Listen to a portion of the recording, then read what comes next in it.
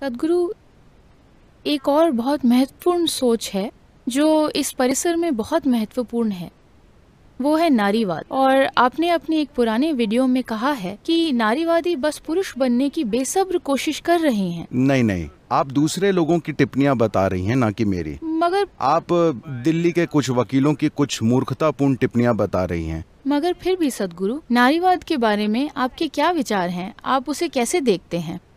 देखिए, पहले तो पुरुष और स्त्री दो अलग अलग प्रजातियां नहीं हैं। हमें यह समझना चाहिए कि मान लीजिए 50 साल पहले या 100 साल पहले, तकनीकों के आने से पहले जीवन में कुछ चीजें थीं जो सिर्फ एक पुरुष कर सकता था। इस धरती पर काम मुख्य रूप से पुरुष की ताकत से होता था।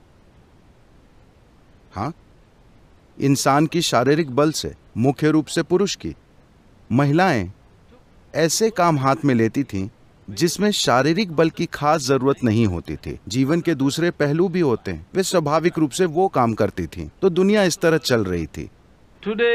आज महिलाएं बाहर जाकर कई चीजें उदारवाद या नारीवाद के कारण नहीं कर रही, सिर्फ तकनीक के कारण कर रही हैं। तकनीक ने ताकत का मूल्य गिरा दिया है। ओ, यह शब्द इस्तेमाल करना सही नहीं है। तकनीक ने ताकत का मूल्य गिरा दिया है। अब सिर्फ दिमागी शक्ति मायने रखती है।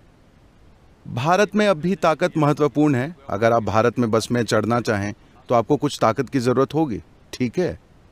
मगर तकनीक जैसे जैसे हमारे जीवन के हर पहलू में हर जगह फैलती जाएगी, आप उस स्थिति में पहुंच जाएंगे जहां आपको यह सोचना ही नहीं पड़ेगा कि कौन पुरुष है कौन स्त्री।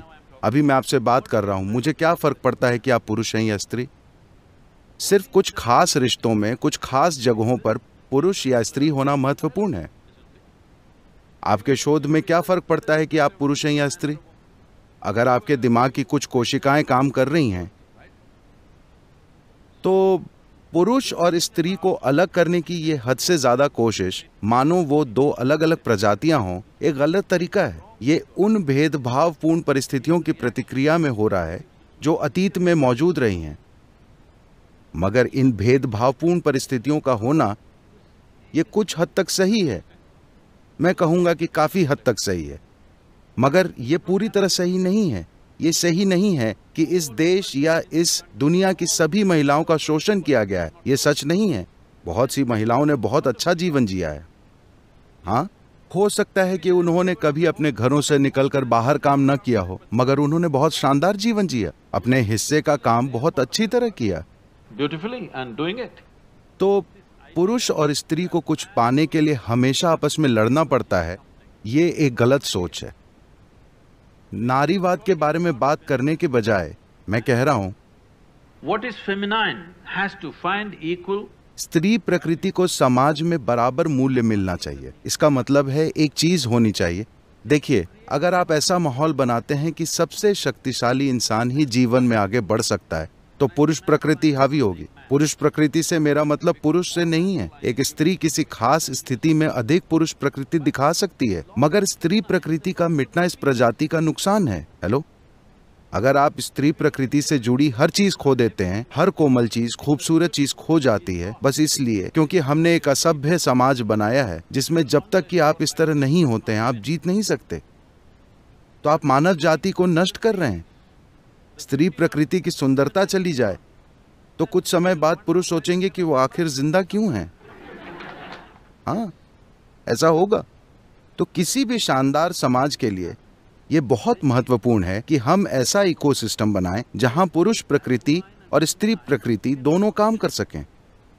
मगर गुफा मानव के समय से, जहां मनुष्य का शारीरिक बल सबसे महत्वपूर्ण था और महिलाओं को एक खास तरह से रखा जाता था, एक बार फिर हम आधुनिक दुनिया में वही सिस्टम बना रहे हैं। सबसे शक्तिशाली का आगे बढ़ना, चूहा दौड़, जो भी आप इसे कहना चाहें। अगर आप ऐसा करते हैं तो आप स्त्री प्रकृति को मार डालेंगे। शायद स्त्री को नहीं, स्त्री कामयाब हो सकती है। वे खुद को पुरुषों जैसा बना लेंगे और कामयाब हो जाएंगी। मगर क्या ये मानव जाति के लिए बहुत बड़ा नुकसान नहीं है कि कहीं न कहीं आप मानते हैं कि स्त्री प्रकृति एक कमजोरी है? इस विचार को छोड़ना होगा। स्त्री प्रकृति कमजोरी नहीं है, ये ताकत का दूसरा रूप है। इसमें जीवन दूसरी तरह से व्यक्त होता है। जैसे पुरुष एक तरह से व्यक्त होता है, स्त्री प्रकृति दूसरी तरह से व्यक्त होती है। योग में पुरुष प्रकृति को दाहिना, पिंगाड़ा और स्त्री प्रकृति को बायां कहा जाता है। इसलिए माफ कीजिए, मैं दाहिनी ओर हूं